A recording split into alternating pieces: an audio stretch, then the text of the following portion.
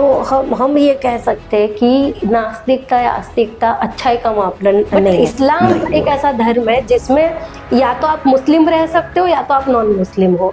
वहाँ पे आपको मतलब अल्लाह का इनकार कबूल नहीं किया जाता। वहाँ फिर वो जैसे एक आम जबान में कहते हैं तो बाहर ऐसे देखा जाए तो इंडिया के बाहर का जो इस्लाम है वो कास्टलेस है।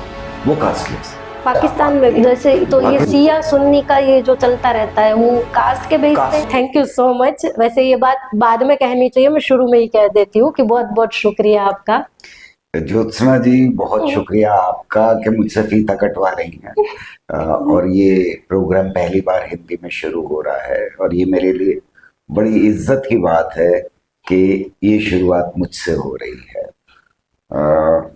जाहिर है कि लोगों तक पहुंचना इस दौर में मुश्किल काम है, क्योंकि इतना शोर मच रहा है चारों तरफ और ख़ासतौर से मीडिया प्लेटफॉर्म्स के ऊपर जिसमें सोशल मीडिया शामिल है, उसमें इतना ज़्यादा शोर है कि किसी की सोची समझी आवाज़ पहुंचना लोगों तक बहुत मुश्किल है। और ये काम आप लोग कर रहे हैं, इसके लिए मैं शुक्रगुजार हूँ और शायद आगे आने वाली नस्लें भी आपका शुक्रिया अदा करेंगी कि ऐसे दौर में जब शोर ही शोर था तो वहाँ कोई आवाज़ उठाने वाला भी था। शोर तो खैर हर तरह की आवाज़ उठ रही है, लेकिन कुछ ऐसी आवाज़ें जिनको नहीं उठना था, जिनको चुप ही रहना था, लेकिन दिक्कत ये है कि वही सबसे ज़्यादा सुनाई दे रही है।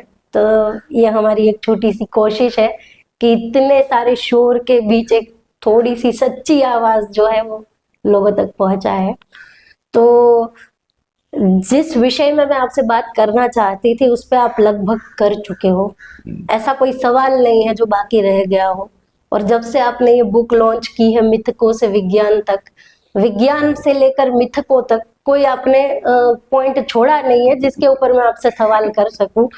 जो हालात हमारे मुल्क में और दुनिया भर में हैं, उनमें बहुत सारे लेखकों ने तरह तरह की किताबें कम से कम अंग्रेजी में लिखी हैं, लेकिन हिंदी में और उर्दू में कोई किताब नहीं थी। ये दो भाषाएं मुझे थोड़ी बहुत आती हैं। अंग्रेजी में तो था मटेरियल, पर जब मैं मटेरियल तलाश कर रहा था इस किताब को लिखने के लिए, तो मुझे लगा कि दो तरह की किताबें हैं अंग्रेजी में भी। एक वो किताबें हैं जो धर्मों को, मिथकों को सिर्फ और सिर्फ बुरा भला कहने की है, मतलब शुरुआत से ही वो बहुत सख्त जबान इस्तेमाल करती हैं, बिल्कुल रिजेक्ट करती हैं उनको, और उनके ऊपर नजर डालने के लिए भी वो तैयार नहीं है। यानी साइंस का पक्ष इस तरह से इतने एग्रेसिवली रखती हैं कि एक आम आदमी जो है वो परेशानी में पड़ जाता है कि भाई मुझे यकीन है कुछ चीज़ों के ऊपर, उनके बारे में कोई बात नहीं की जा रही, उन्हें सिर्फ बुरी जबान इस्तेमाल करके उनके ऊपर एक हमला किया जा रहा है। दूसरी तरह की वो किताबें थी जिसमें अंग्रेजी में अगर कहें तो उसको अपॉलोजिस्ट कहते हैं, यानी माफ़ी मांगने वाली किताबें थी कि देखिए साहब, हमारे यहाँ हमारे मिथक में कितनी साइंस है, हमारे मान्यताओं में कितनी साइंस है, हमारे धर्म के अंदर कितनी साइंस है, हम जो बात कह रहे हैं उसका आधार कहीं ना कहीं साइंस। तो ये सोचना कि मिथक क्यों शुरू हुए, वो कौन सी जरूरत को पूरा करते हैं इंसान की, उनमें क्यों यकीन रखते हैं लोग, और एक तरफ साइंस मौजूद है, पढ़े लिखे लोग हैं, ये भी उन्हें मालूम है कि धरती शेषनाग के फन पे नहीं टिकी हुई है या नंदी के सींग पे नहीं टिकी हुई है, भूकंप उस वजह से नहीं आता है कि वो फन बदल रहे हैं या सींग बदल रहे हैं या कछुआ है कोई, ये मालूम।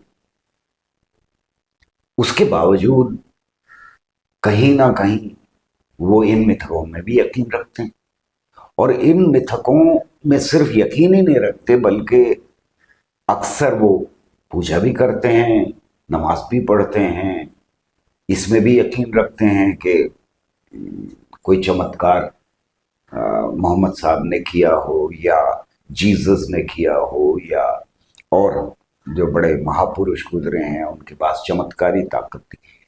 इसमें भी यकीन रखते हैं कि न्यूटन लॉस के बिना कुछ हो नहीं सकता। तो ये है क्या चक्कर? ये मेरे दिमाग में बहुत अहम सवाल था कि हमको मिथकों को किस नजर से देखना चाहिए।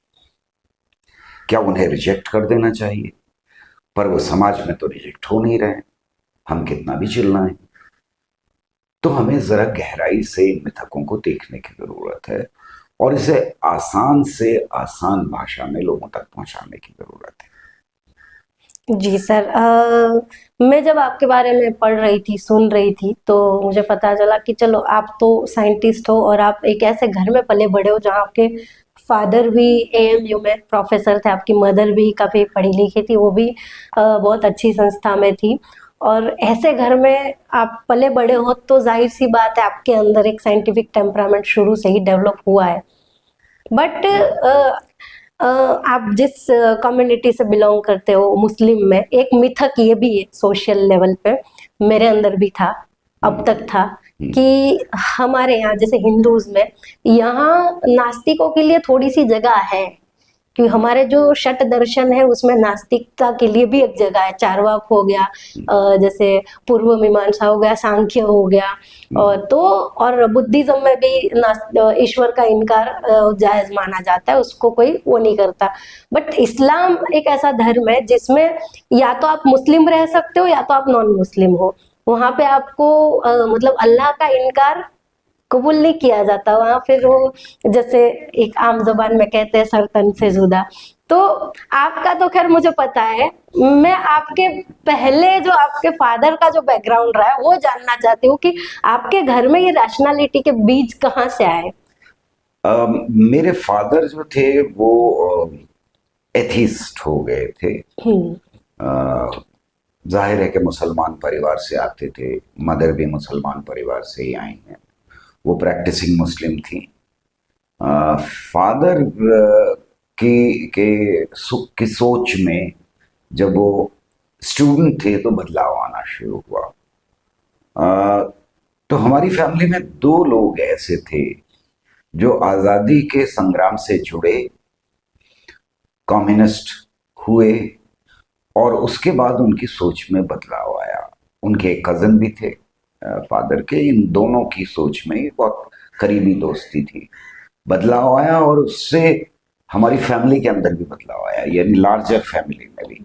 ऐसा नहीं है कि सबने इस्लाम प्रैक्टिस करना बंद कर दिया है, पर एक विजन बड़ा हो गया इन लोगों का।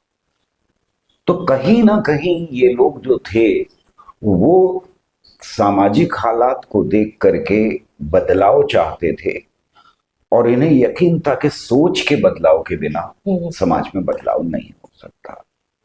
तो ये बीज की शुरुआत स्वतंत्रता संग्राम में है। बाहर से जो ख्याल आ रहे थे हमारे समाज में उनसे है। आप सही सवाल उठा रही हैं।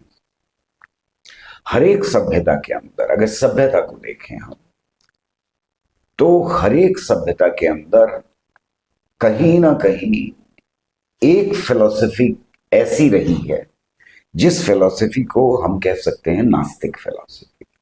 हमारे यहाँ चारवाक या बृहस्पति हैं।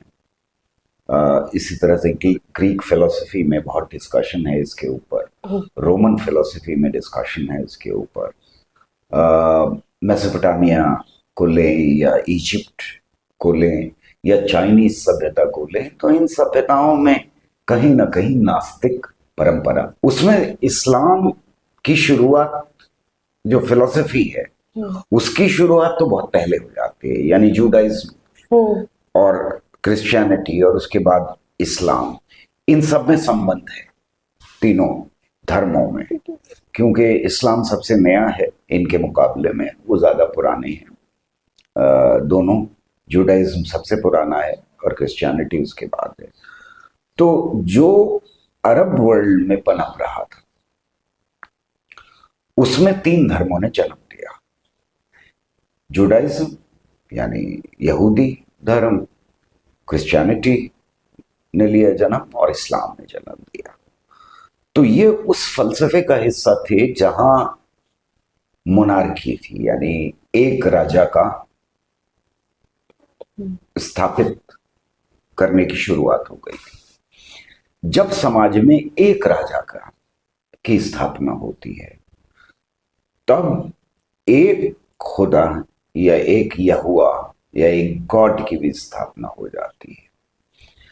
हमारी सभ्यता के अंदर एक राजा नहीं रहा, तो जो सभ्यता थी उसमें अलग अलग तरह के धर्मों ने जन्म लिया और उसमें एक गॉड का तस्वुर आता और जाता रहा है, यानी कहीं है और कहीं नहीं। तो हमारी फलसफे में, हमारे यहाँ जो फलसफा पनप रहा है उसमें एक गॉड का उस तरह से तस्वुर पूरी तरह कभी सारे समाज के अंदर हो ही नहीं पाया। और खास बात यह थी भारतीय सभ्यता में कि आखिरी आदमी का, एक अकेले का भी अपना पर्सनल गॉड हो सकता है। यानी हो सकता है कि आप घर में अपना एक डीटी रखें जो बाकी किसी और का ना हो, या आप उसको जिस जगह है वो स्थापित है वैसा नाम दे दें, बटेश्वर नाम दे दें। ईश्वर वही है, बस आपने बट लगा दिया उसमें। तो यहां तक बात पहुंचती है कि लोगों ने बस अड्डे के नाम पे ईश्वर लगा दिया क्योंकि वहां पर डीटी थी। जैसे नर्मदा के किनारे महादेव का मंदिर है तो नर्मदेश्वर कह देते हैं। नर्मदेश्वर कह दिया उनको। तो ये बड़ा पर्सनल गॉड वाला मामला था। और जब इस्लाम इससे टकराता है आगे यहां, तो उसको भी कॉम्प्रोमाइज करना पड़ता है हमारे देश में, क्योंकि अफगानिस्तान से जब ख्यालात आ रहे हैं तो पर्सनलाइज्ड गॉड बनना शुरू हो जाते हैं और वो जन्म देता सूफीज्म को, जहां आपके और भगवान के बीच में एक गुरु है जो भगवान जैसा ही है और वो चमत्कार कर सकता है। इसके बावजूद कि इस्लाम कह रहा है कि मोहम्मद साहब के बाद कोई नहीं आएगा, भगवान का भेजा हुआ कोई नहीं आने जा रहा। पर वो जब हिंदुस्तान तक पहुंचता है तो हमारे यहाँ की जो परंपराएं रही हैं उनके साथ मिक्सिंग होती है उसकी। इसको अक्सर लोग गंगा जमनी तहजीब का नाम देते हैं, वो जो बड़ा एक कॉन्सेप्ट है। तो हमारे यहाँ कन्वर्शन भी वही उसी तरह से हुए हैं, यानी ज्यादातर राजा जो हिस्ट्री बताई जा रही है कन्वर्ट करने में इंटरेस्टेड नहीं थे। उनको ये पता था कि जो डोमिनेंट फिलॉसफी है, जो मेन फिलॉसफी है हमारे यहाँ की, उसमें समाज के अंदर 4 वर्णों में बांट दिया है और उससे जो ढांचा तैयार हुआ, यानी कास्टिज्म से जो ढांचा तैयार हुआ, वो न सिर्फ ये कि मुसलमान राजाओं ने उसको वैसे का वैसे ही रहने दिया, क्योंकि वो बहुत जालिम ढांचा है। वो ऐसा ढांचा है जो जनता को फिलोसफिकल लेवल पर भी, दिमाग को भी जकड़ के रखता है। हमारी सारी रिलेशनशिप्स आपस की कास्ट के ऊपर बेस्ड थी और इसलिए मुसलमानों के अंदर उतनी ही कास्ट है जितनी शायद हिंदुओं के अंदर कास्ट है। और जब सूफीज्म आता है और पर्सनल गॉड का तसव्वुर इस्लाम, हिंदुस्तानी इस्लाम एडॉप्ट कर लेता है, तब फिर कन्वर्शन शुरू होता है। तो अगर आप सूफी दरगाहों को देखेंगे देश की और कंसंट्रेशन देखेंगे मुसलमानों का, तो आपको सूफी दरगाहों के आसपास ही मुसलमानों का आज भी कंसंट्रेशन दिखाई देगा। और यहां पर दोनों मुसलमान और हिंदू दोनों मिलते हैं। सूफी दोनों के लिए वही दर्जा रखते हैं जो जो गॉड का दर्जा है, सुपर नेचुरल पावर का दर्जा है। और इसीलिए जो रूढ़िवादी ताकतें हैं उनका हमला, चाहे वो हिंदू हो या मुसलमान हो, सबसे पहले सूफी दरगाहों के ऊपर है। क्योंकि वही दोनों को एक कर रही है। वही दोनों को एक कर रहे हैं, तो दोनों डर भी लगता है उनको। यानी एक दरगाह जो राजस्थान में है, बड़ी दरगाह, उसके ऊपर अभी हमला करने की कोशिश की और फिर वो रिट्रीट कर लिया। तो डर भी है वहां और उन्हें तोड़ना भी चाहते हैं ताकि अलग अलग हो जाए। तो जो सवाल आप पूछ रही थी उस पर वापस लौटते हैं कि इस्लाम के अंदर एक गॉड का तस्वुर कैसे है और क्यों है, ये समझना ज्यादा जरूरी है बनिस्बत इसके कि वो हमसे कितना डिफरेंट है। डिफरेंट तो सारे ही हैं, एक दूसरे से सब अलग है।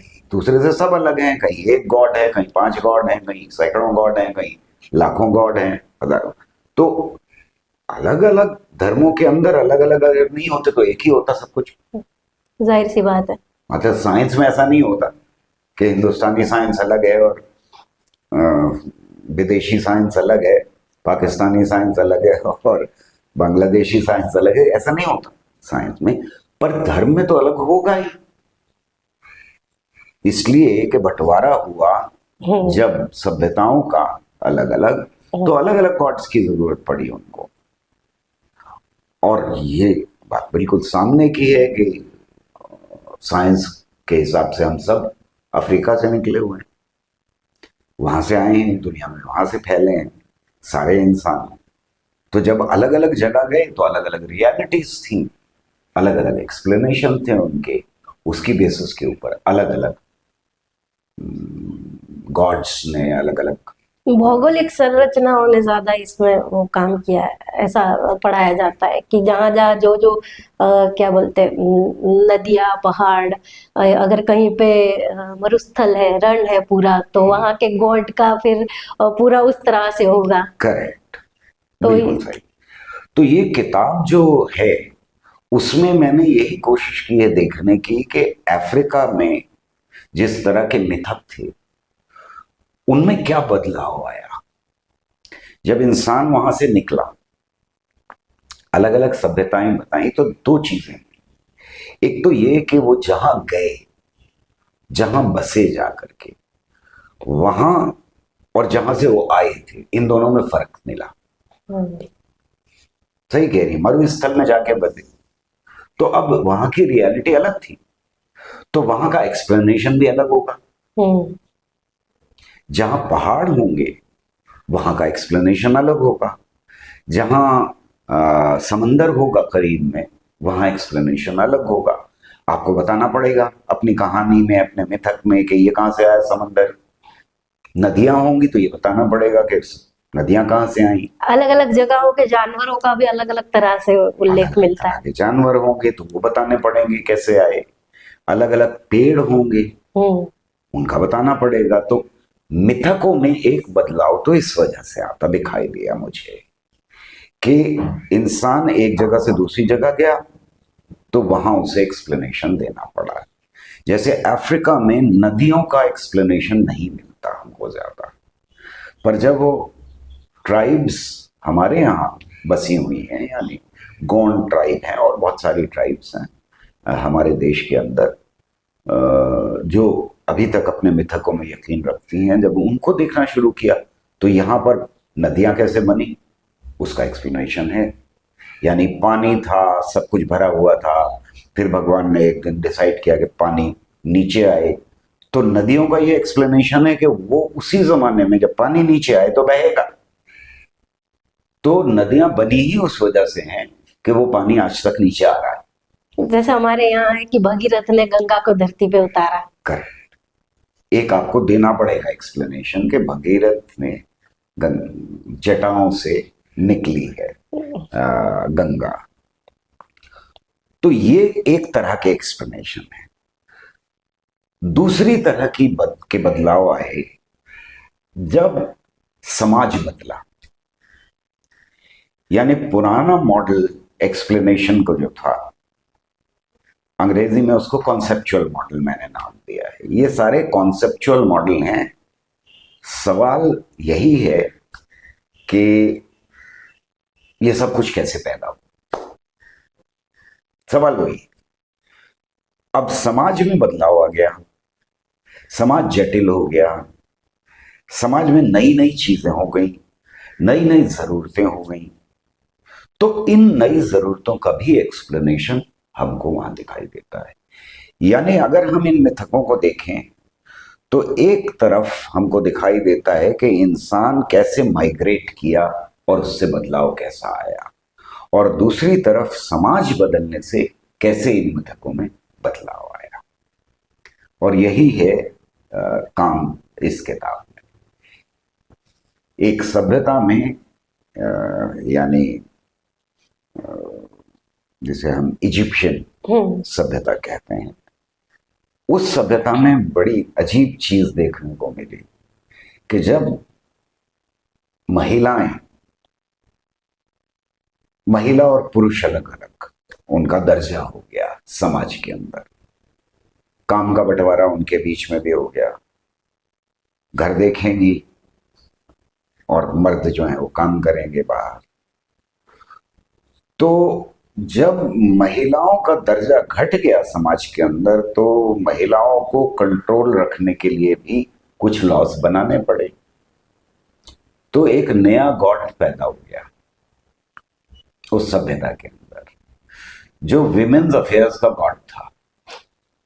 यानी अब वो बताएगा गॉड के महिलाओं को कैसे रहना चाहिए। हमारे यहाँ भी मनुस्मृति के अंदर महिला को के साथ कैसे व्यवहार किया जाना चाहिए, उसके ऊपर एक चैप्टर है पूरा, और जगह जगह उसके बारे में बताया गया है।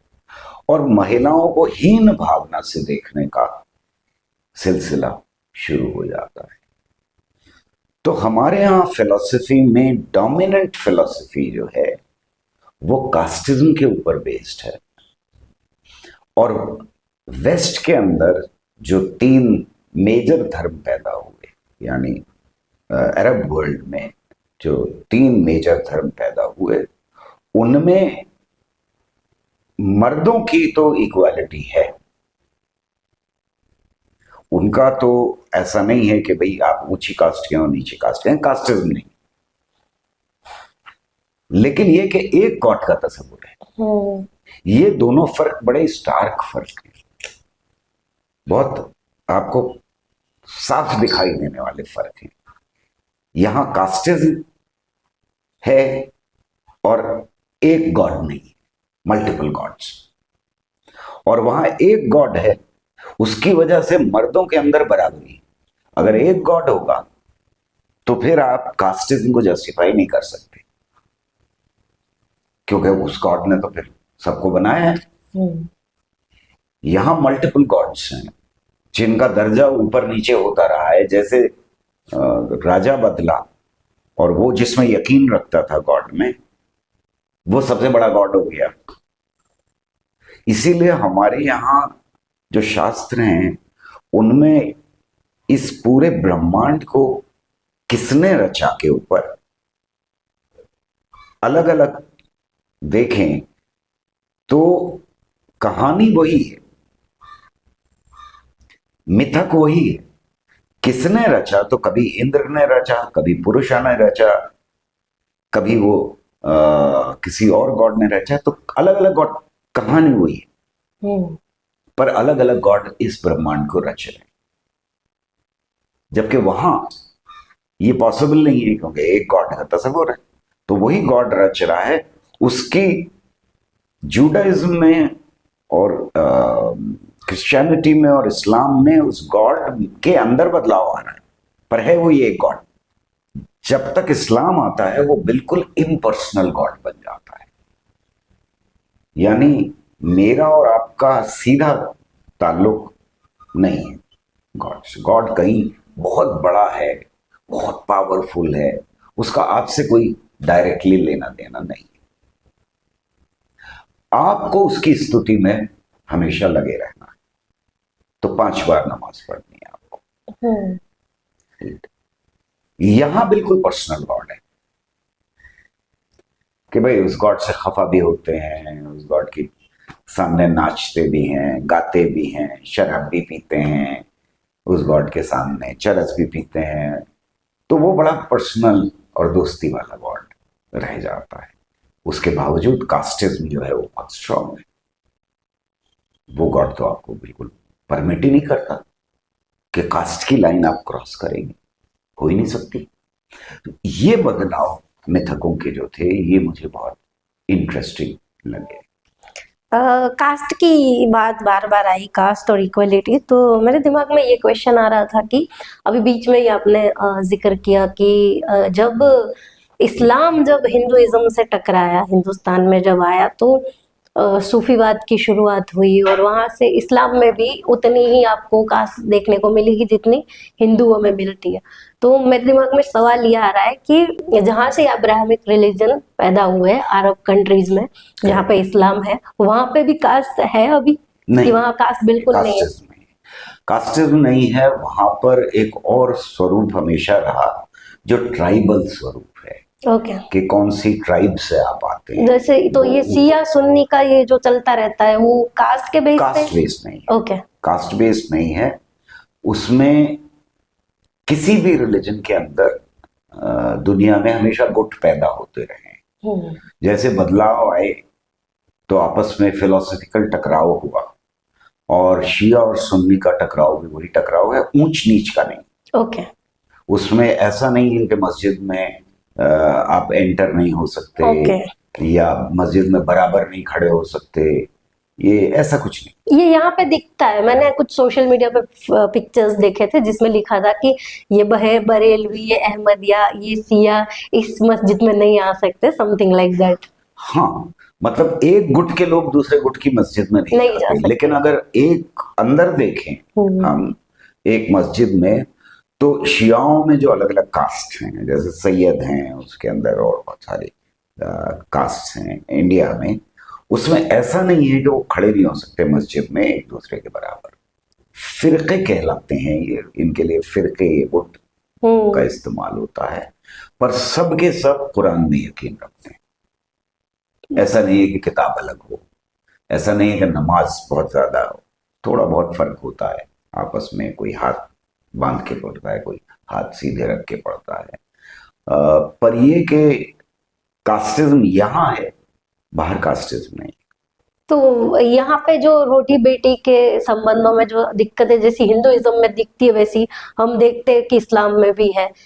यहाँ पर पासमानदा और सैयद में लोग नहीं करते, तो वहाँ बाहर भी सही ऐसा ही? बाहर ऐसा नहीं। ओके। बाहर ऐसा नहीं। तो बाहर ऐसे देखा जाए तो इंडिया के बाहर का जो इस्लाम है वो कास्टलेस है? वो कास्टलेस है। पाकिस्तान में भी? पाकिस्तान में नहीं, इंडियन सब कॉन्टिनेंट में प्रॉब्लम है। पाकिस्तान, बांग्लादेश, इंडिया को अगर हम देखें तो वहाँ कास्टिज्म इस्लाम के अंदर भी। अच्छा, मैंने एक चीज ये भी सुनी थी, आई डोंट नो कितनी सच है, शायद आप ही बता सकते हो, कि जब हिंदुस्तान में जब इस्लाम और ये हिंदुइज्म टकराया और ये जो सूफीवाद आया, उसके बाद जो कन्वर्जेशन शुरू हुए, तो एक मिथक ही बोल सकते हैं, ऐसा भी है कि जो ब्राह्मणों ने जो कन्वर्जेशन किया वो अपने आप को जिसे सही बात ये, और जो मतलब लोअर कास्ट के जितने दलितों ने कन्वर्जेशन किया उनको फिर वो पासमानदा एंड ऑल उस कैटेगरी में रखा गया। इसमें कितनी सच्चाई है? इसमें बिल्कुल सच्चाई है, और खास तौर से क्रिश्चियंस में ये बहुत ज्यादा दिखाई देता अच्छा। है।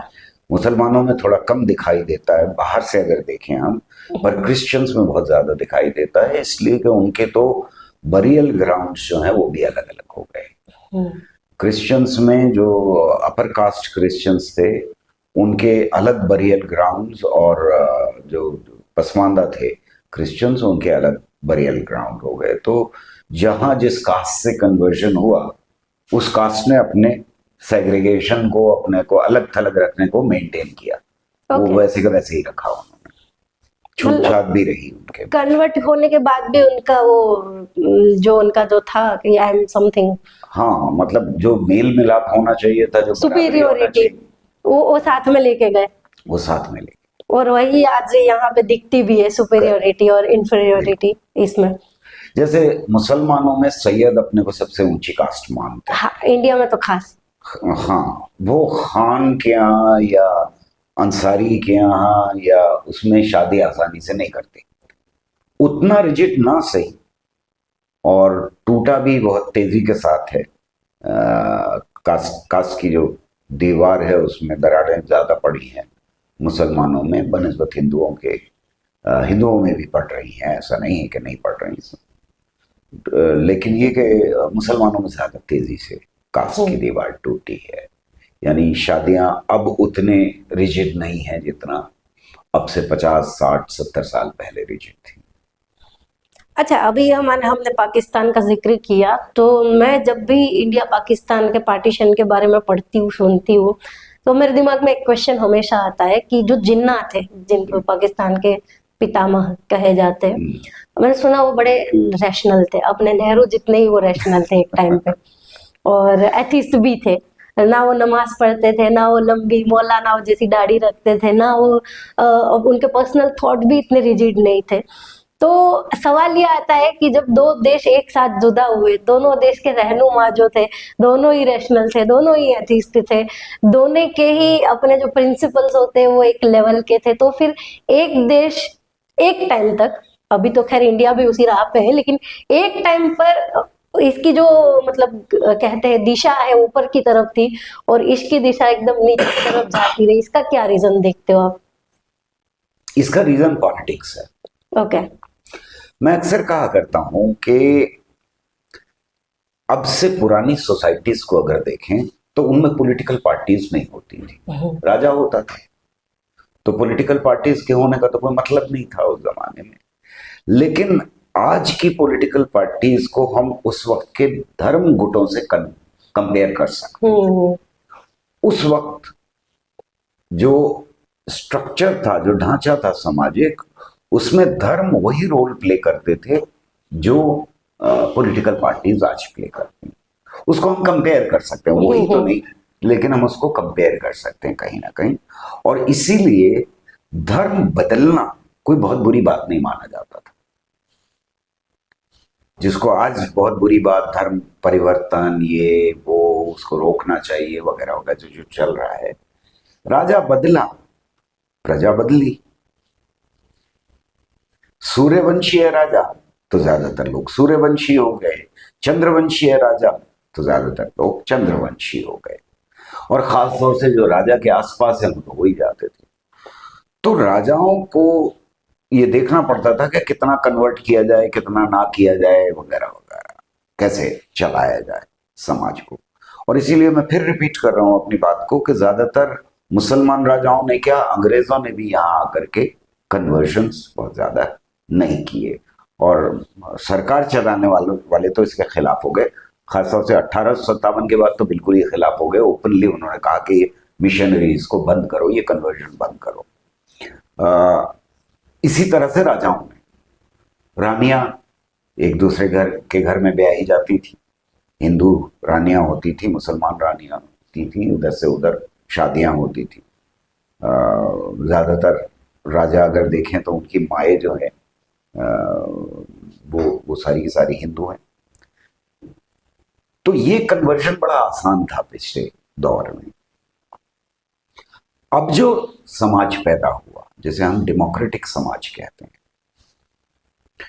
और बदलाव आया दुनिया भर में, उसमें अब पॉलिटिकल पार्टीज का बहुत इंपॉर्टेंट रोल हो गया। यानी अब हमारे पास ऑप्शन था कि हम कह सकें कि धर्म जो है वो बिल्कुल पर्सनल चीज, और पॉलिटिकल चीजों को अलग रखा जाए, जो यूरोप से ख्याल आए।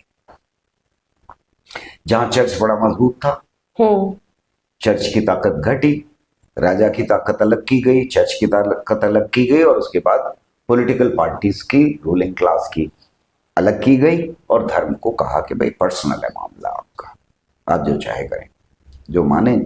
रेनेसां के बाद का पीरियड पूरा। तो ये जो नया समाज बना दुनिया भर में, इसमें अगर धर्म को अलग ना किया जाए, और जहां जहां धर्म को साथ में रखा गया, राजनीति के, जैसे पाकिस्तान में, पाकिस्तान में, अरब कंट्रीज में, जहां धर्म को राजनीति से अलग नहीं किया गया, वहां हमको परेशानियां देखने को मिलती। इसमें पर्सनल आपके जो बिलीफ है उनसे कोई फर्क नहीं पड़ता। आप हो सकता है पूरी तरह से एथियस्ट हो, धर्म को ना मानते हो, आप उसकी जो रीति रिवाज हैं उनसे भी बगावत करते हो। जिन्ना साहब के बारे में कहा जाता है कि वो सुअर का गोश्त खाते थे, पोर्क खाते थे वो, और उसमें कोई बुराई नहीं है। दुनिया की ज्यादातर आबादी जो है वो सुअर का गोश्त खाती। तो जिन्ना साहब के पर्सनल जिंदगी में क्या हो रहा था और उनके पर्सनल ख्यालात क्या थे वो मैटर नहीं करते। बिल्कुल वैसे ही जैसे सावरकर के नास्तिक थे, पोस्टर लगाते फिरते थे सावरकर कि मैं नास्तिक हूं और हिंदू धर्म को नास्तिकता से मतलब नास्तिकता इस्टेब्लिश करनी चाहिए। उन्होंने तो यहां तक कहा था कि मेरा जो शव है उसको मैकेनाइज्ड किसी चीज के ऊपर, मोटर के ऊपर रख कर ले जाना और कोई भी रीति रिवाज मत करना मेरे शब्द में। तो वो तो गाय का गोश्त खाने की बात कर रहे थे। उन्होंने कहा है कि गाय का गोश्त खाना बंद कर दिया हिंदुओं ने, इसलिए वो कायर हो गए। तो ये सारी चीजें दोनों तरफ हमें देखने को मिलती है। हमें एक तरफ गांधी दिखाई देते हैं जो बहुत रिलीजियस हैं और बहुत सेक्युलर है। हमें मौलाना आजाद दिखाई देते हैं जो बहुत रिलीजियस हैं और बहुत सेक्युलर है। तो ये धर्म जो है वो पर्सनल चीज बनती है जब इस समाज के अंदर, तब परेशानी नहीं। जब वो राजनीति के साथ मिक्स की जाती है, जब आप जय श्री राम को एक राजनीतिक नारा बना देते हैं, अल्लाह अकबर को आप राजनीतिक नारा बना देते हैं, तब परेशानी शुरू होती है आज के समाज में। अब से पहले वाले समाज में परेशानी नहीं थी, उसका इस्तेमाल होता था, राजनीतिक पार्टियां नहीं थी। अब राजनीति को अलग करने का समय है। ऐसे में पाकिस्तान जो बना वो धर्म के आधार पर बना। जिन्ना साहब की पर्सनल क्या मान्यताएं थी, जिन्ना साहब की पर्सनल क्या मान्यताएं थी, इससे कोई लेना देना देश का नहीं था। आपने एक बार शुरू कर दिया राजनीति और धर्म को मिक्स करना, मजहब और सियासत को एक साथ जोड़ के देखना, तब फिर रास्ता अगर वो है तो मंजिल भी वही होगी। हमारे यहां अब दिखाई दे रहा है एक राजनीतिक पार्टी है जो लगातार अपने को हिंदुओं का ठेकेदार कह रही है। एक राजनीतिक पार्टी है जो मंदिर मस्जिद के सवाल लगातार उठा रही है, हिंदू मुसलमान के सवाल लगातार उठा रही है। तो हमने उस रास्ते पर चलना शुरू किया है अभी, पर अगर रास्ता वही है तो मंजिल भी वही होगी। अभी यहाँ से मुझे दो सवाल आ रहे हैं एक साथ कि जिन्ना साहब के साथ हमने सावरकर का जिक्र किया। ऐसे देखा जाए तो दोनों नास्तिक थे, एक गाय का गोश्त खाने की बात कर रहा है, दूसरा सुअर का, और दोनों ही धर्म की किताबों में ये हराम कहा गया है। तो इस तरह से वो दोनों नास्तिक थे, स्टिल वो दोनों ही फंडामेंटलिस्ट है, हाईली फंडामेंटलिस्ट हाईली जिनको आप कहिए कि नफरत के ऊपर आधारित उनकी राजनीति। तो अगर नफरत के ऊपर राजनीति आधारित होगी तो आप सावरकर हो या आप जिन्ना हो, रास्ता वही छोड़ रहे हैं आप। तो मुझे यहाँ ये आ रहा है कि नास्तिक होकर भी अगर आप जिन्ना या सावरकर बन रहे हो तो आप इस देश का, इस दुनिया का, इंसानियत का भला नहीं करोगे। लेकिन अगर आप भगवान में बिलीव करते भी हो, आप आस्तिक भी हो, लेकिन अगर आप गांधी बन रहे हो तो आप इंसानियत को बहुत दूर तक ले जा सकते हो। तो यहाँ फिर साइंस और रिलीजन के बीच फिर हमें वो देखने को मिलता है, टकराव देखने को मिलता है कि तो यहाँ पे मेरा ये सवाल है कि नास्तिकता और आस्तिकता के ऊपर भी कोई एक चीज है जो हमें साइंस से जुड़ती है। करेक्ट। नास्तिक होना जरूरी नहीं है साइंस अच्छी करने के लिए। यस। रैशनैलिटी के लिए नास्तिक होना जरूरी नहीं है। यस, मेरा सवाल वही था। तो आप सही कह रही हैं। मेरा भी मानना यह है कि एक बहुत डीपली रिलीजियस आदमी जो भगवान में भी यकीन रखता हो, या अल्लाह में, या खुदा में, या गॉड में, या जो भी उसका यकीन है, अगर वो रैशनैलिटी के रास्ते पर चल रहा है और वो सोच समझकर कदम उठा रहा है समाज में, तो फिर वो बहुत अच्छा साइंटिस्ट हो सकता है। हम्म, उसके साथ साथ वो अच्छा इंसान हो सकता है। लेकिन जब राजनीति में मिलाना शुरू कर दे धर्म को, तब फिर वो अच्छा इंसान नहीं हो सकता।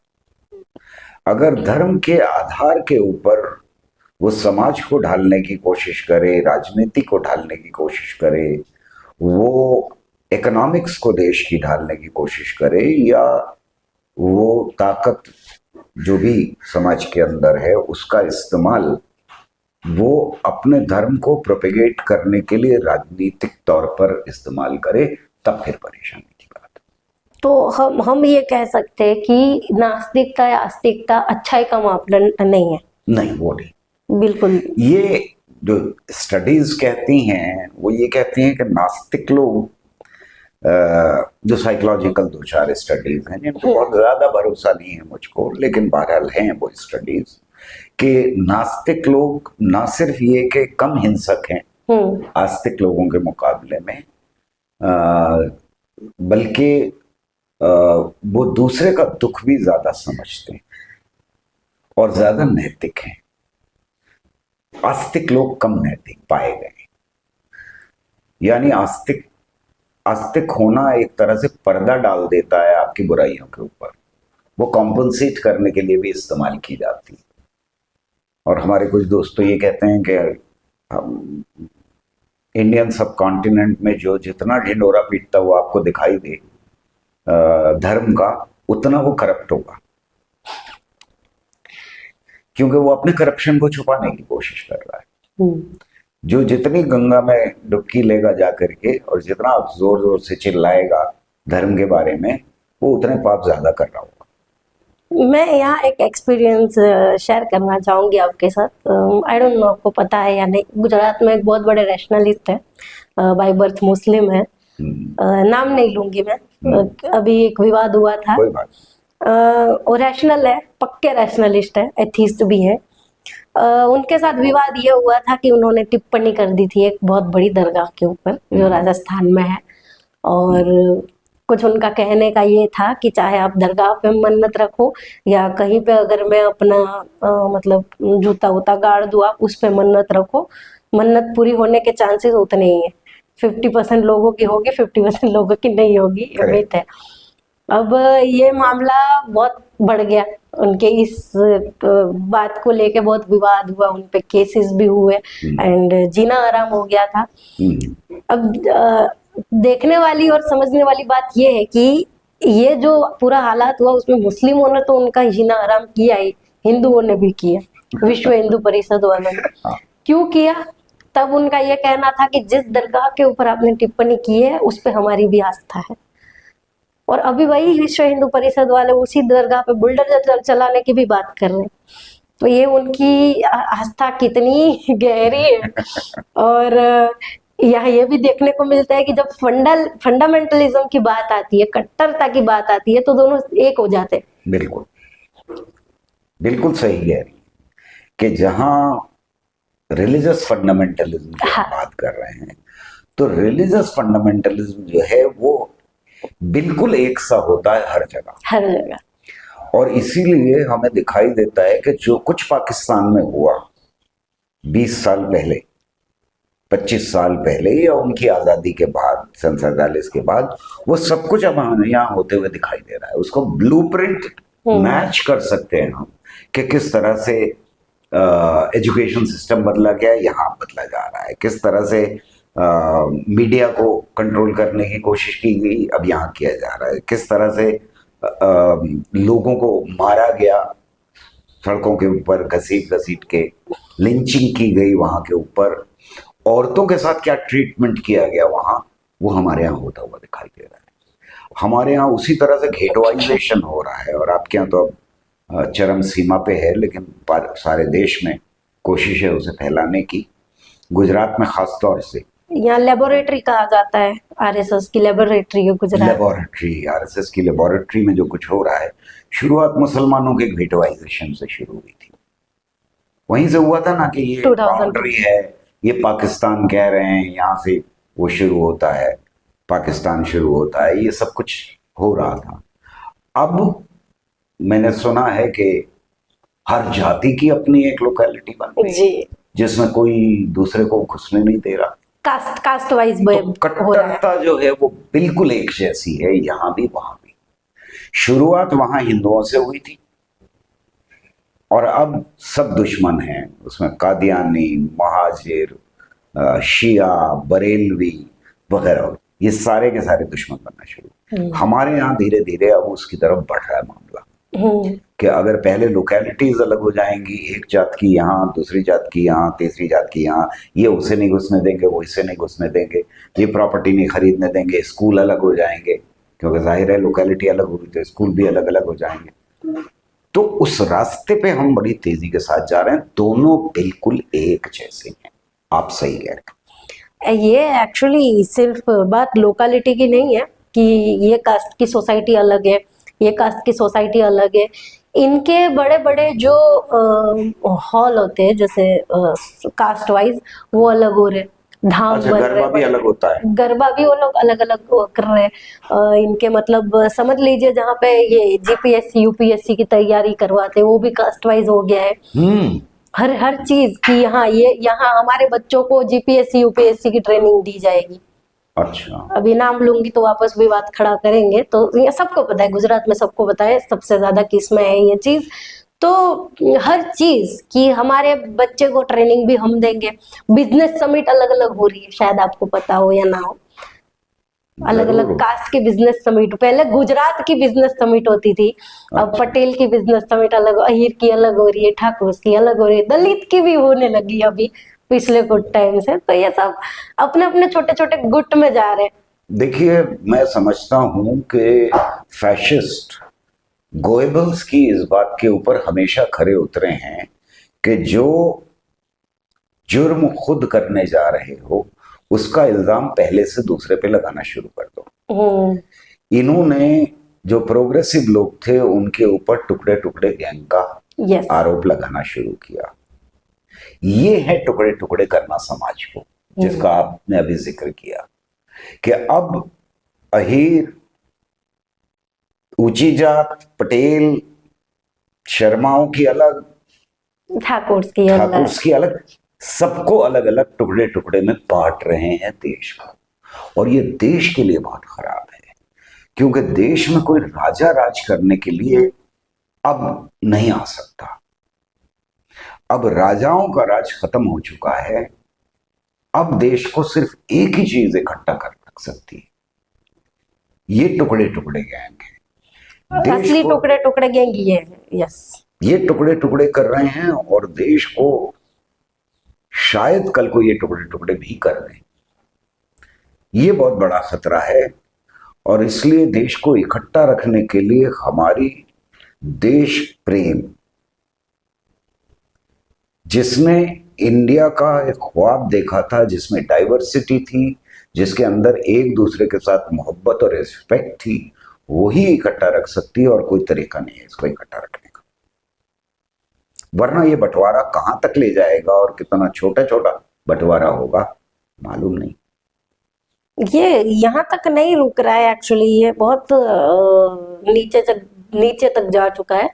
अभी हमने कैमरा शुरू होने से पहले इस बात का मैंने जिक्र किया था कि स्कूलों में प्रेजेंट एब्सेंट लगाते वक्त जय श्री राम बोला जाता है। मुझे जय श्री राम बोलने से कोई दिक्कत नहीं है, ठीक है, आराध्य है हमारे, मानो आप बोलो। मैं जिस कास्ट से आती हूँ वहाँ हमारे घर में दिन में 10 बार जय श्री कृष्ण बोला जाता है। अहीर है हम, यादव लोग का, तो वो इतना नहीं है, पर ये जिस तरह से डाल रहे द वे ऑफ इम्प्लीमेंट जय Shri Ram, that was wrong. And ये जो लोगों के बच्चों को, छोटे छोटे बच्चों के दिमाग में डाला जा रहा है, तो दिक्कत ये है जैसे आपको सबने पूछा होगा, मैं भी पूछना चाहती हूँ कि ऐसे माहौल में जहाँ छोटे छोटे बच्चों को ये इंजेक्शन दिए जा रहे हैं, आपको वाकई में उम्मीद है कुछ फ्यूचर से कि कुछ बदलाव आएगा? इंसान किसी एक ताकत के बलबूते के ऊपर चलने को तैयार होता नहीं है, और वही उम्मीद है। इंसानी समाजों को डाइवर्सिटी पसंद है, नेचर को भी डाइवर्सिटी पसंद है। यूनिफॉर्मिटी के बलबूते के ऊपर, सबको एक डंडे से हाँकने के ऊपर समाज को नहीं चलाया जा सकता। ये हमें ज्यादातर मुल्कों में दिखाई दे रहा है। जहां चलाने की कोशिश की जाती है वहां परेशानियां हैं। अब आप देख लीजिए कि जिन जिन मुल्कों को धर्म के आधार के ऊपर रखा गया है और जहां अंधविश्वास ज्यादा है, वही मुल्क पिछड़े मुल्क है। तो इन दोनों के बीच में संबंध है, पिछड़े होने में और धर्म के पर आधारित राजनीति के बीच में संबंध है गहरा। यहां हमारे यहां अगर यही चलता रहा तो जाहिर है कि कल को आपने जैसा कहा कि आपके समाज के अंदर राधे राधे, जय श्री कृष्णा बहुत जय नॉर्मल श्री है। कृष्णा कहा जाता है। हमारे तरफ यूपी में, मैं वेस्ट यूपी में पला बढ़ा हूं, तो जो ब्रज का इलाका है वहां एक दूसरे से गुजरते हुए राधे राधे कहते हैं, राधे यस। राधे कहते हैं।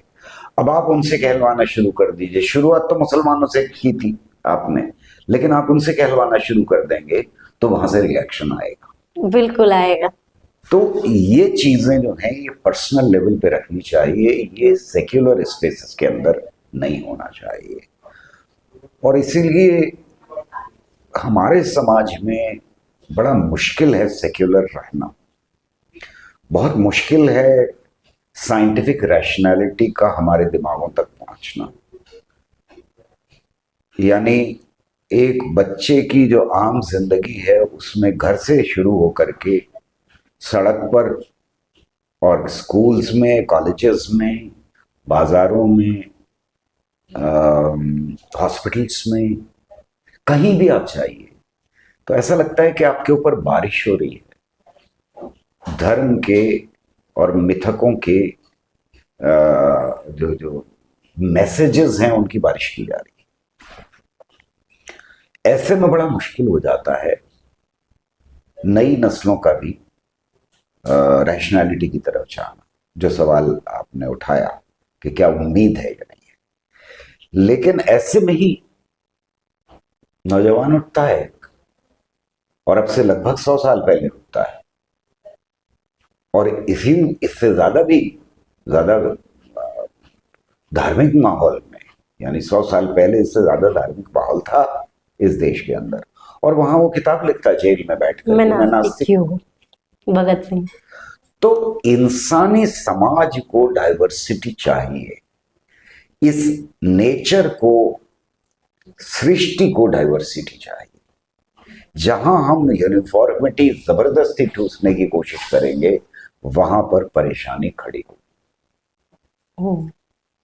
तो मुझे अगली नस्लों में उम्मीद है कि इन सारे माहौल के बावजूद, इस राजनीति के बावजूद, इस तरह के समाज में लगातार बदलाव लाने की कोशिश के बावजूद, कि जहां हर आदमी सड़क के ऊपर जय श्री राम बोलता हुआ दिखाई दे आपको, वहां पर लोगों को डाइवर्सिटी चाहिए। वो नई नस्लें बदलाव लाएंगे।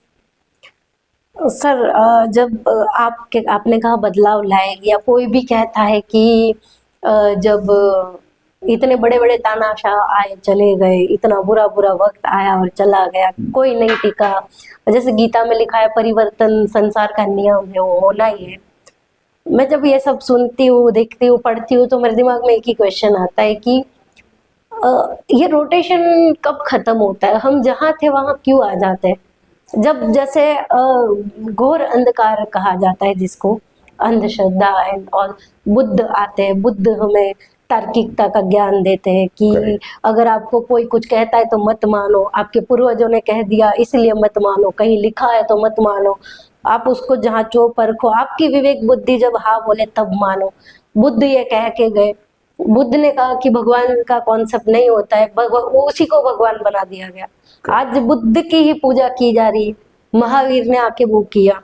रामकृष्ण को अगर हम मिथक ना मान के कृष्णा को हम कहे कि चलो ऐसा भी कोई था, कृष्ण की गीता में भी सेम ऐसा ही मतलब मैसेज दिया गया है, उसको भी भगवान बना के पूजना शुरू कर दिया। फिर हम थोड़ा नए आए अभी गांधी जी या बाबा साहब आम्बेडकर की बात करें कि वो उन्होंने जितना मतलब रैशनैलिटी एथिज्म पे जितना हमको कंटेंट दिया उतना शायद ही नए भारत में किसी ने दिया होगा। आज वो भी भगवान बना के पूजे जा रहे हैं। तो ये क्यों होता है? मतलब जो इंसान समाज को नई रोशनी देता है, नया ज्ञान देता है, फिर वही भगवान बना दिया जाता है और हम जहाँ थे वही वापस आ जाते हैं। फिर वहां से नई लड़ाई शुरू होती है, फिर कोई नया आता है, फिर उसे भी उसके पिछले वाले भगवान बना देते हैं, उनकी शिक्षाओं को गलत ढंग से पेश करते हैं। तो ये सर्कल कभी टूटेगा क्या? ये एक तरीका है देखने का समाज को और इंसानी सोच को, जिसे कॉन्शियसनेस कहते हैं, उसको देखने का एक तरीका है। पर डेटा ये नहीं कह रहा है। अच्छा।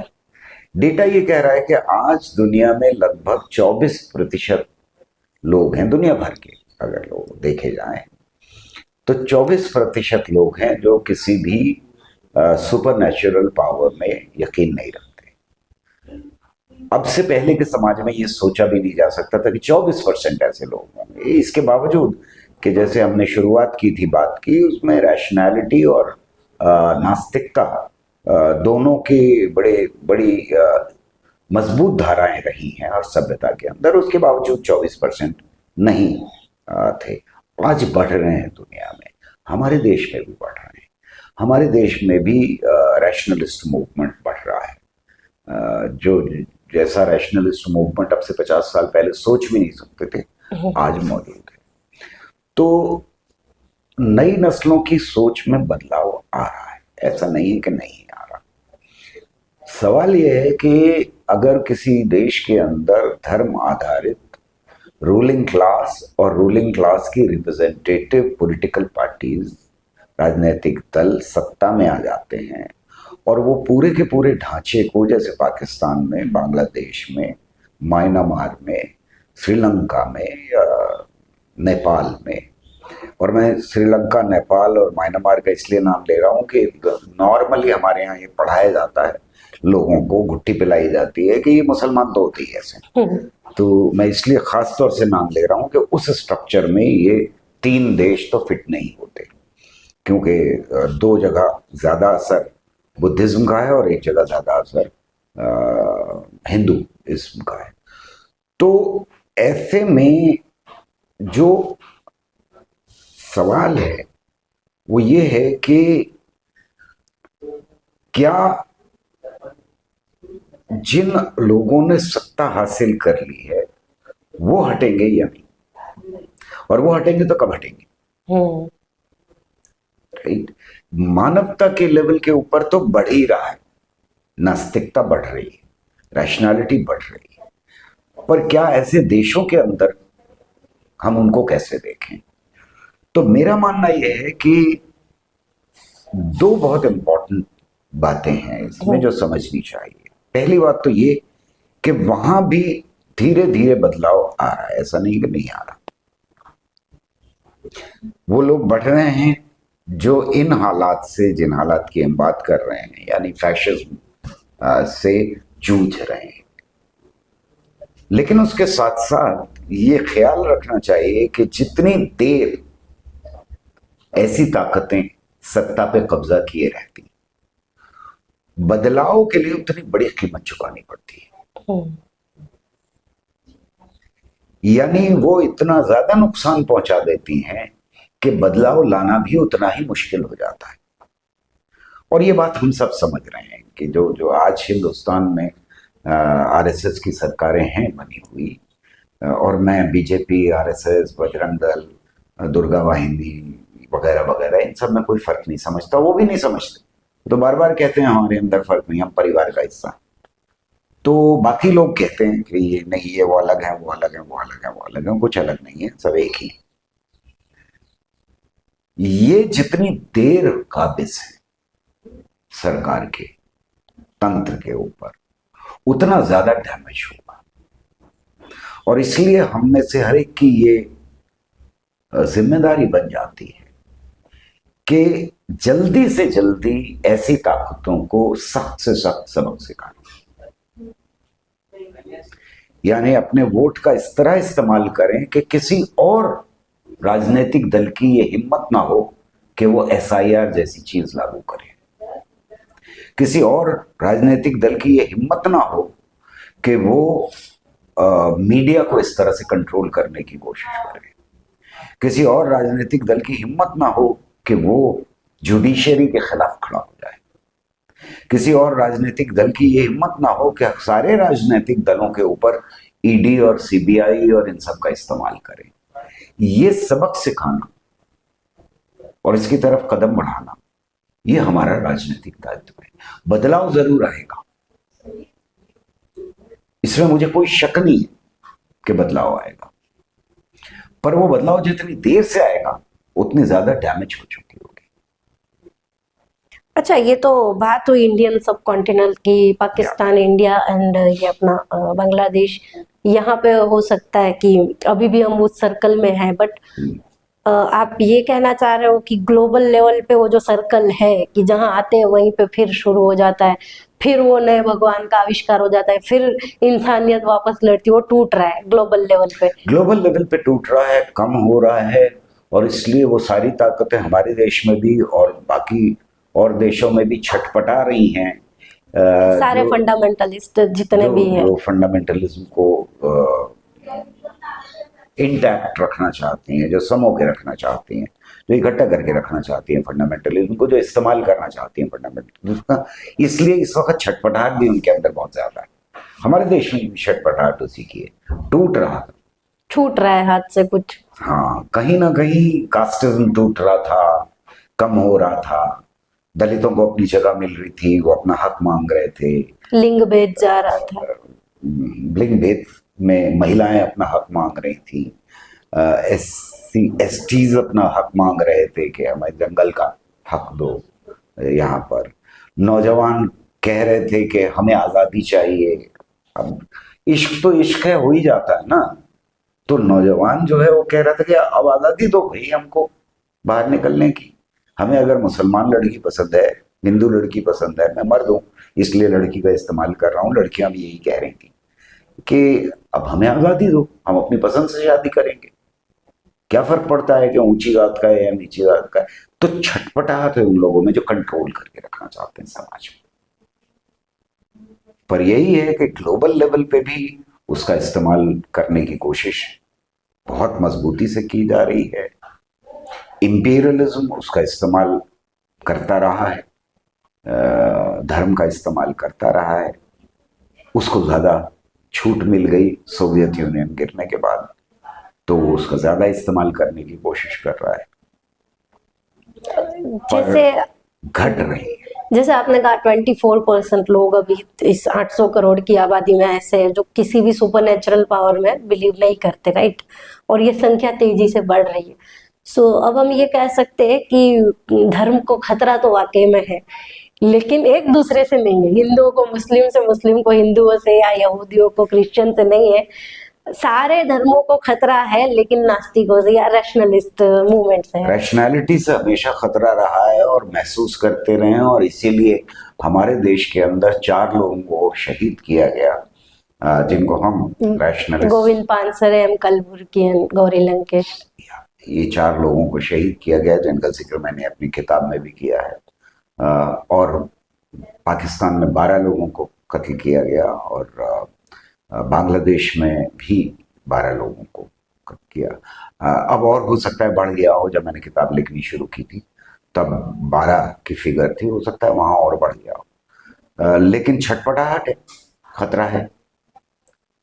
नई नस्लें कह रही हैं, क्वेश्चन कर रही हैं, सवाल उठा रही हैं कि भाई हम इन कम से कम आडंबर में तो यकीन नहीं करेंगे, हम बहुत सारे इरैशनल चीजें जो हैं धर्म की, उसमें यकीन नहीं करेंगे। हाँ जी, सही है।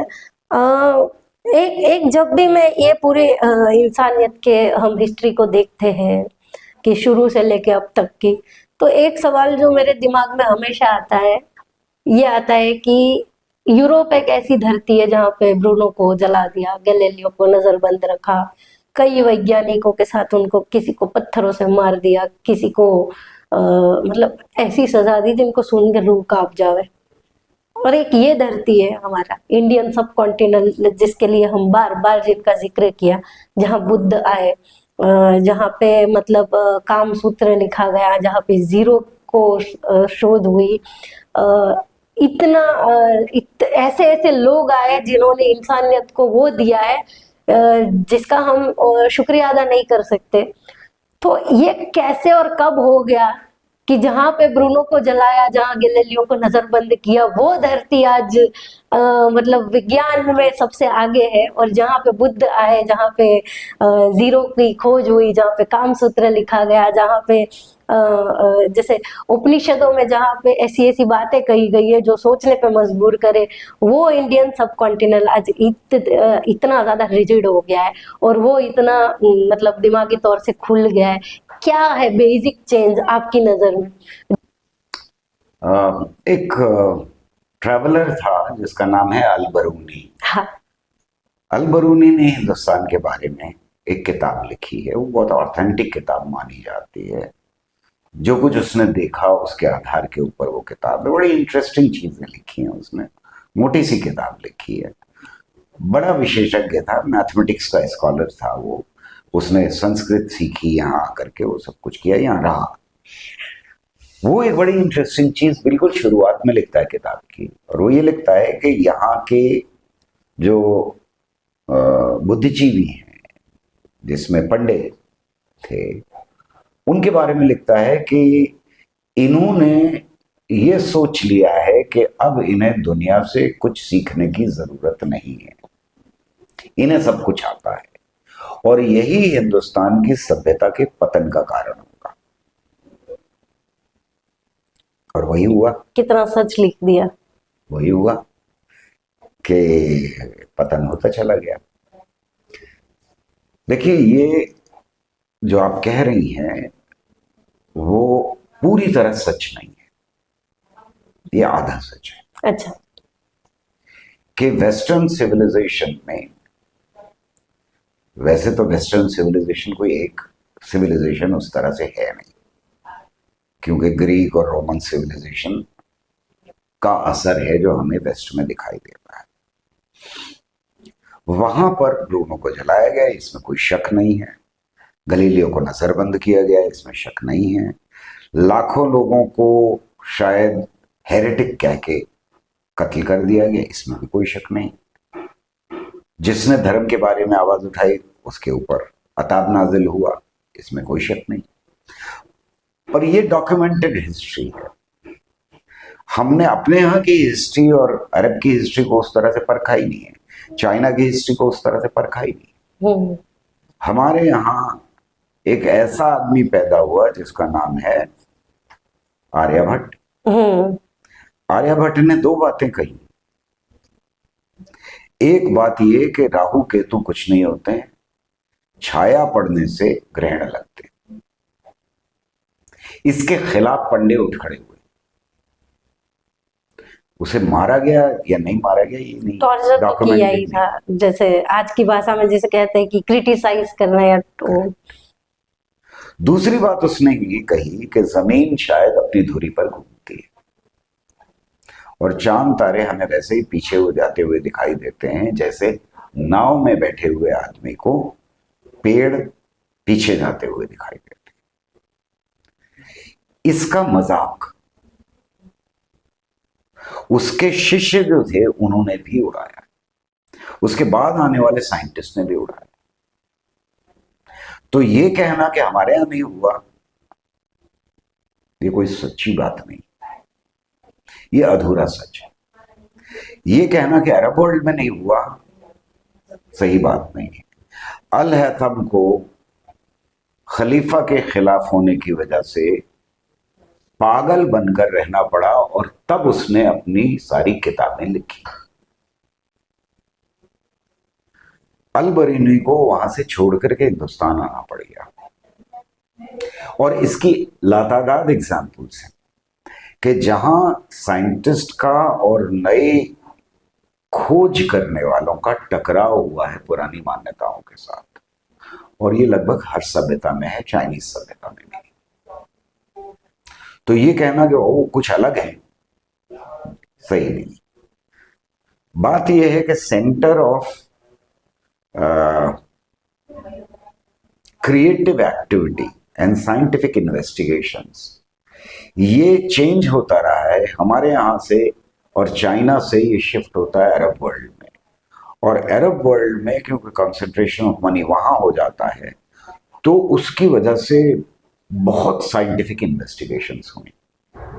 और फिर वहां जब धर्म का पंजा जकड़ने लगा लोगों के ऊपर, तो वहां पर ये दीप जो जल रहे थे वो बुझने शुरू हो गए, और ये वेस्ट में पहुंचे, और वहां साइंटिफिक और टेक्नोलॉजिकल रेवोल्यूशन हुआ।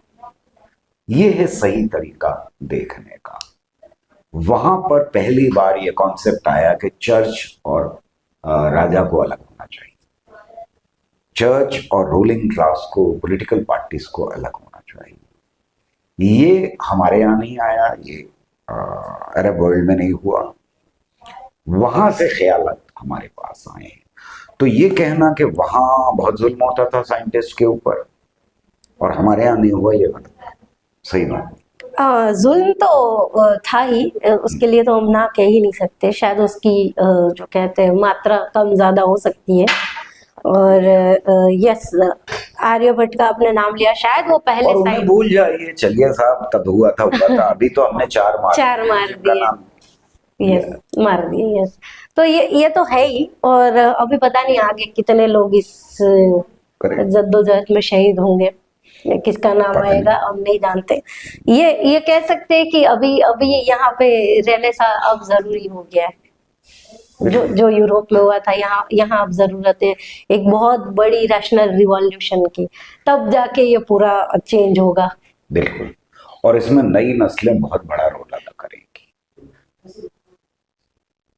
क्या लगता है आपको हालिया वक्त देखते हुए, जिस तरह से इन्होंने पकड़ जमा रखी है? क्योंकि देखिए कोई भी चेंज होता है ना, हम डायरेक्ट ये नहीं कह सकते कि ये पॉलिटिकल पार्टी चली जाएगी तो चेंज हो जाएगा, क्योंकि उन्होंने जो असर छोड़ के रखी है लोगों में, वो असर जाते जाते पता नहीं कितने साल लग जाएंगे। तो अगर एक मैं आपसे ये पूछूं कि अब हमारे पास क्या क्या रास्ते हैं कि हम जो वहां अभी तक नहीं पहुंचे हैं उस फंडामेंटलिज्म की तरफ, उनको रोके, जो थोड़े घुस चुके हैं उनको वहां से बाहर निकाले, और जो पूरी तरह घुस चुके हैं उनसे तो उम्मीद ही नहीं कर सकते कि वो बाहर आए। नहीं, रैशनैलिटी की लड़ाई लगातार जारी रहनी चाहिए। देखिए, ये तो सच है कि हमें कौन लोग रैशनैलिटी के, साइंटिफिक रैशनैलिटी के खिलाफ हैं, उनको आइडेंटिफाई करना पड़ेगा, उनको चिन्हित करना पड़ेगा, देखना पड़ेगा कि उसमें बहुत बड़ा खतरा हमें दिखाई दे रहा है मीडिया की तरफ से, और बहुत बड़ा खतरा दिखाई दे रहा है बाबाओं की तरफ से। ये जो बाबा फिनोमेना है, ये भयानक फिनोमेना है हमारे देश के अंदर। और बाबा जो हर तरह से करप्ट हैं, ज्यादातर उनमें से, यानी सेक्सुअल करप्शन से लेकर के इकोनॉमिक करप्शन से लेकर के लोगों के ट्रांसफर, अवैध ट्रांसफर कराने से लेकर के हर तरह का करप्शन वहां बाबाओं के आश्रमों में जारी है, और इसके ऊपर स्टोरीज आती रही हैं। दूसरी तरफ हमें ये साफ दिखाई दे रहा है कि बाबा जो हैं वो न सिर्फ ये कि दिमागों पे कब्जा कर रहे हैं, बल्कि सेंटर ऑफ वेल्थ भी बन गए, एक्यूमुलेशन बन गए। तो ये वेल्थ और लोगों का जो जिनके ऊपर वो असर रखते हैं वो बढ़ता जा रहा है, जिसके दो मतलब हैं। एक तरफ एजुकेशन पे हम पैसा नहीं लगा पा रहे और बाबाओं के आश्रम बना रहे हैं, हम स्कूल बंद कर रहे हैं और बाबाओं के आश्रम बढ़ रहे हैं। तो देश के लेवल पे हम कहाँ पैसा लगा रहे हैं वो साफ दिखाई दे रहा है। दूसरी तरफ एजुकेशन, जो रैशनलिस्ट एजुकेशन होनी चाहिए, जो साइंटिफिकली टेम्पर्ड एजुकेशन होना चाहिए, उसको हम करप्ट कर रहे हैं बाबाओं के इंटरवेंशन के साथ साथ। तो एक तरफ ये बड़ा खतरा है जो बाबाओं का खतरा है, मीडिया का खतरा है। तीसरी तरफ पॉलिटिकल पार्टीज जो हैं वो खुद साइंटिफिक कल्चर को बदलने की कोशिश कर रही हैं। वो कह रही हैं साइंटिस्ट से कि जाके सरस्वती रिवर ढूंढो, गोबर में वो तलाश करो, गौमूत्र में सोना तलाश करो, गौमूत्र के ऊपर रिसर्च करो।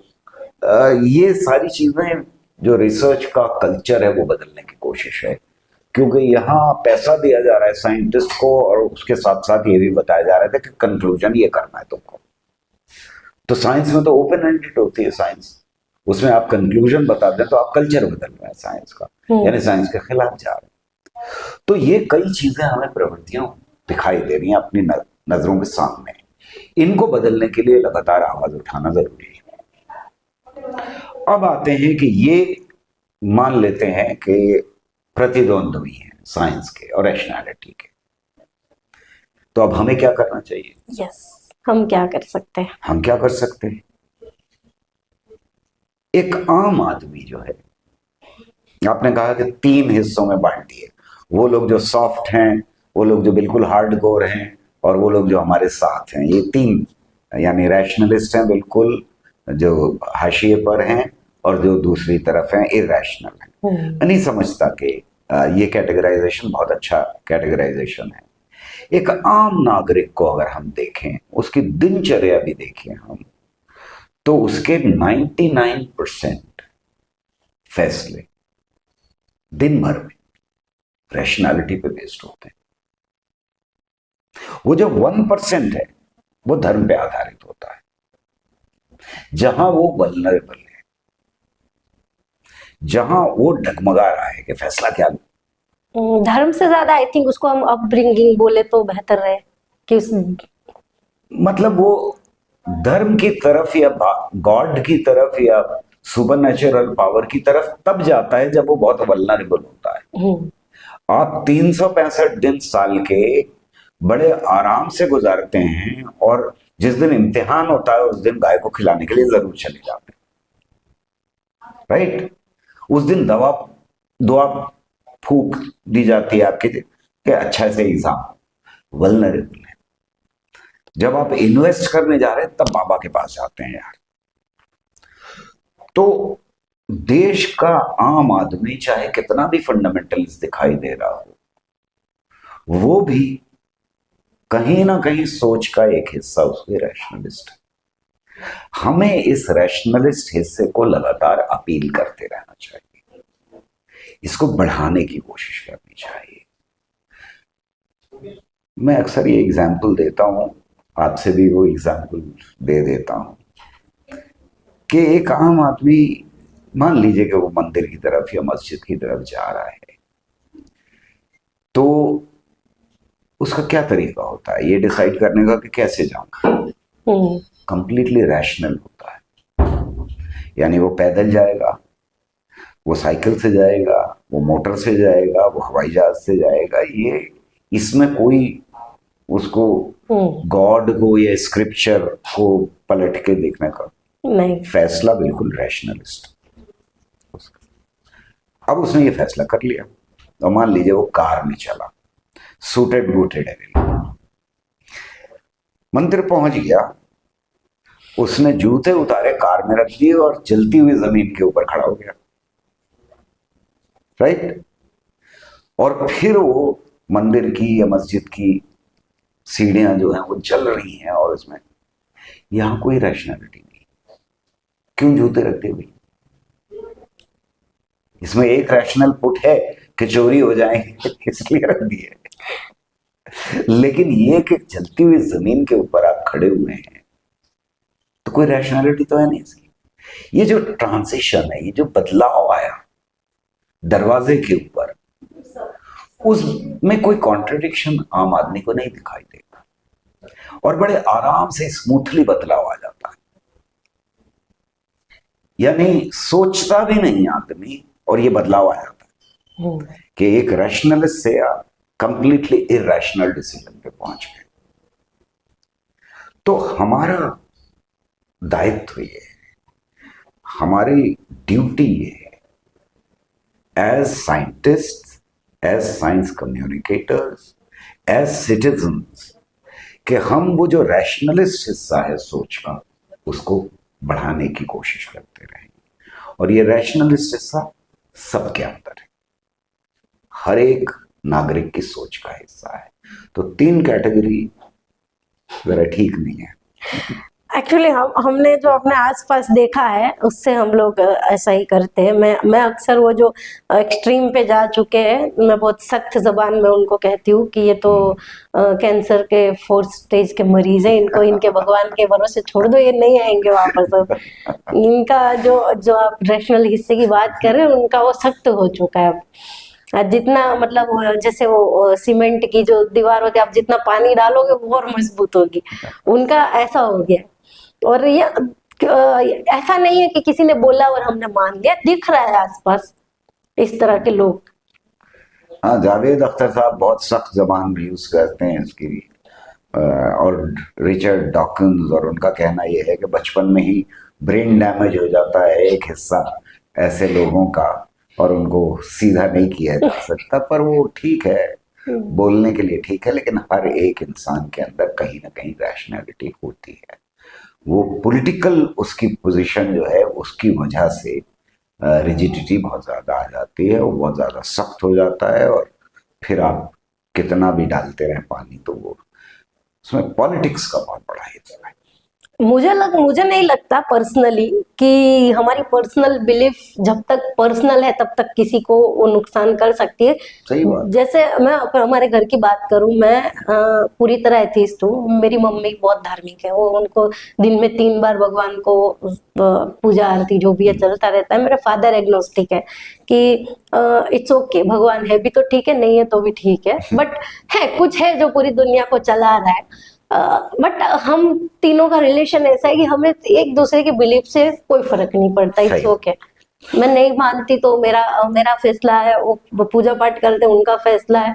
इनको लगता है कि मंदिर में कोई नहीं है बट दुनिया को तो कोई चला रहा है, बट इट्स ओके, वो चल रहा है। तो मेरा हमेशा से ये था कि जो माहौल मेरे घर में है वो देश में क्यों नहीं हो सकता। कि इट्स ओके, आप नहीं मानते, आप मानते हो, आपका पर्सनल बिलीफ है, पर जब हम एक समाज को, एक सोसाइटी को चलाते हैं, कुछ हमारे नॉर्म्स होते हैं, जैसे संविधान है हमारे पास, जो भी वो भी कहता है कि अपना ये साइंटिफिक टेम्परामेंट बढ़े, ऐसे काम करो, बिकॉज वो एक सिस्टम है और सिस्टम से पूरा समाज चलने वाला है। अगर वो सिस्टम करप्ट हो जाएगी, उस पे आप अपनी पर्सनल सोच थोपोगे, तब सब बिगड़ेगा।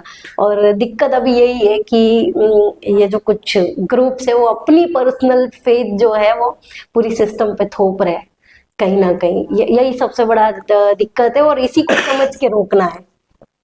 नहीं, आप बिल्कुल सही कह रही हैं। ये ही इसको मैं पॉलिटिक्स का हिस्सा कहता हूँ, और हमको ये बड़ा साफ दिखाई देता है कि वो लोग जिनको वंदे मातरम खुद नहीं आता है वो दूसरों से जबरदस्ती वंदे मातरम कहलवाना। सर बंद कर दिया ना अभी तो। अभी बीच में आया था वंदे मातरम और जय हिंद बोलना, राज्यसभा में आई थिंक बैन कर दिया है। तो मैंने पूछा भी था अपनी पोस्ट से कि यही लोग हैं जो मुसलमानों को वंदे मातरम बोलने के लिए फोर्स करते थे, और अभी यही लोग हैं जो बंद कर रहे हैं। भाई आपको क्या दिक्कत है वंदे मातरम बोलने में? इसी को ही पॉलिटिक्स कहते हैं। इसी को ही पॉलिटिक्स कहते हैं कि आप जबरदस्ती किसी को जय श्री राम कहलवा रहे हैं, जबरदस्ती अल्लाह अकबर कहलवा रहे हैं। दिल से कोई कह रहा है, क्या फर्क पड़ता है समाज के अंदर। और ऐसा ही समाज होना चाहिए कि ठीक है यार, तुम मानते हो मानो, हम नहीं मानते हैं, ना हमारी भावना भड़क रही है ना तुम्हारी भावना भड़क रही है। उसमें भावना नहीं भड़कनी चाहिए, क्योंकि वो एंटी कॉन्स्टिट्यूशनल मामला है। यस, कॉन्स्टिट्यूशन के हिसाब से आप हिंसक नहीं हो सकते, तो वो गड़बड़ है मामला। जैसे मुझे दिक्कत नहीं है आपके पूजा करने से, तो आपको दिक्कत नहीं होनी चाहिए मेरे ना करने से। अभी हमने राम का जिक्र किया, तो अभी इसको बातचीत को खत्म करने की ओर ही ले जा रहे हैं, बट मुझे याद आ गया अभी का मामला है। दिल्ली से एक वीडियो वायरल सामने आया था जिसमें एक बंदा था जो कह रहा है कि आरएसएस का जो हेडक्वार्टर है केशव कुंज, उसमें कुछ पार्किंग की समस्या है, जिसको दूर करने के लिए वहां झंडे वाला बाबा का कुछ मंदिर है उसको तोड़ा जा रहा है।